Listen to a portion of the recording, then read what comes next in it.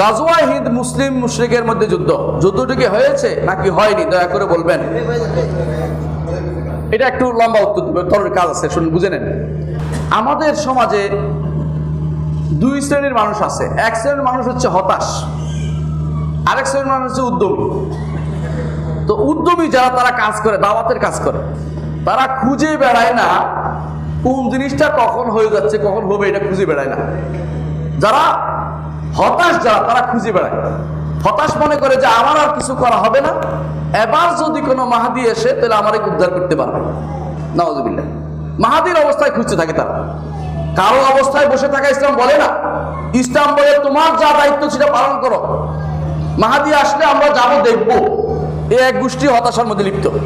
আরেক গোষ্ঠী আছে, যখন দেখে মুসলমানদের উপর অত্যাচার হচ্ছে, যে এবার বোধহয় আর একটা যুদ্ধ না হয়ে পারে না, তখন একটা যুদ্ধ খুঁজে, কিছুক্ষণ যুদ্ধ খুঁজে, কতক্ষণ বলে সবুজ পাগড়ি, কালো পাগড়ি, ও মুখখান থেকে এরকম বের হবে, ও মুখখান থেকে বিভিন্ন রকম মিলিয়ে দিয়ে একটা গড় পড়তে একটা বানাই দিছে। কোথায় আখিরাতের হাদিস, দুনিয়ার হাদিস বানাই দিচ্ছে। রাসূলুল্লাহ সাল্লাল্লাহু আলাইহি ওয়াসাল্লাম বলছেন, আমার উম্মত 500 বছর দাঁড়াতে অসুবিধা হবে না। অর্থাৎ ধনীরা হাসরের মাঠে, এটা বলছে টেনে আয়না, এটা বলছে কি দুনিয়া 7000 বছর, 500 বছর বেশি পাইছে এই উম্মত, অর্থাৎ 1500 বছর।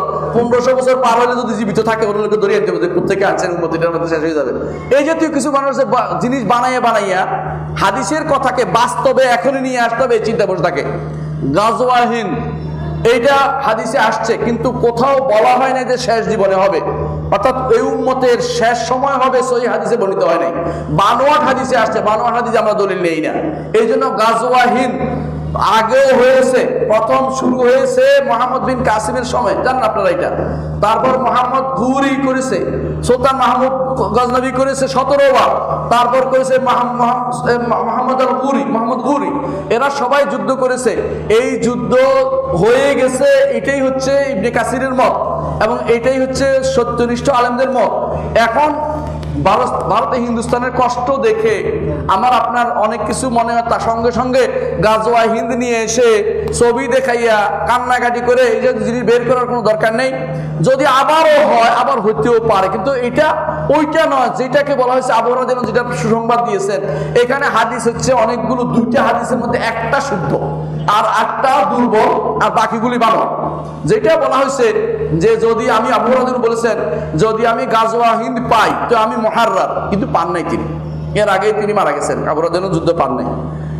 হ্যাঁ, আরেকটি বলেছেন সাজি সফওয়ান রাদিয়াল্লাহু আনহু হাদিস, সেখানেও যেটা বলা সেটা কিন্তু শুদ্ধ হাদিস নয়।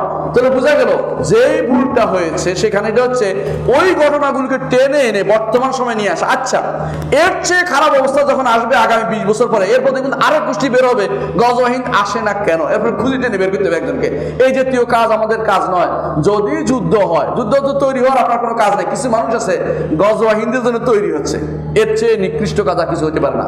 আপনি গাজওয়া হিন্দ তৈরি হবেন না, আপনি কি করবেন? আপনি এখন দাওয়াতের কাজে ব্যয় করবেন। হিন্দি যুদ্ধের জন্য তৈরি হবেন না। যুদ্ধ এখন হাত দিয়ে করে না কেউ, যুদ্ধ মিটারে করে, মেশিনে করে, এবং যুদ্ধ যারা কাজ করে সেনাবাহিনী করে, যারা এই জাতীয় কাজ দিয়ে আপনাকে বিভ্রান্ত করছে, নিজেরা বিভ্রান্তকারী, আপনাকে বিভ্রান্ত করছে। এর মাধ্যমে শুধু ফিতনা তৈরি হবে, আর কিছু হবে না। আপনি দাওয়াতের ফিল্ডে থাকেন, আপনি আল্লাহর পথে মানুষকে দাওয়াত দিতে থাকেন, হকের কথা বলেন, যুদ্ধ এবং নবীর কথা বলেন, সুন্নতের কথা বলেন, আকীদার কথা বলেন। আপনি যুদ্ধ যদি করেন, আপনি যদি আকীদা শুদ্ধ না থাকে, আপনার যুদ্ধ কোনো মূল্য হবে না। যদি আপনি মনে করেন আল্লাহ সব জায়গায় আছে আর আপনি যুদ্ধ করতে গেছেন, আপনার আল্লাহকেও চিনেন না, আপনি যুদ্ধ করে ভয় দেওয়া নেই। তাহলে আপনার আসল কাজ যেটা করতেন, আবু হানিফা কি করেছেন, কয়টা যুদ্ধ করেছেন বলেন তো? কয়টা যুদ্ধ করেছেন আপনি বলতে পারবেন? একটাও করেন নাই। মালিক করেছেন? করেন নাই। শাফিঈ? একটাও করেন নাই। আহমদ ইবনে হাম্বল? একটাও করেন নাই। আচ্ছা থাক, বুখারী? একটাও করেন নাই। মুসলিম? একটাও করেন নাই। আবু দাউদ, তিরমিজি, নাসাই, ইবনে মাজাহ? একটাও করেন নাই। আরে এত বড় আলেমরা, সিউতি কয়টা যুদ্ধ করেছেন? করেন নাই। এত আলেমরা যদি কোনো যুদ্ধ না করে ঈমান নিয়ে কবর যাওয়ার আশা করে থাকে, করছে না? জান্নাতে যাওয়ার আশা করেন আমরা সবাই, আমরা তাদের রাহমাতুল্লাহ দোয়া করছি না? তাহলে আপনি যুদ্ধ দিয়ে শুধু পার হতে চান কেন?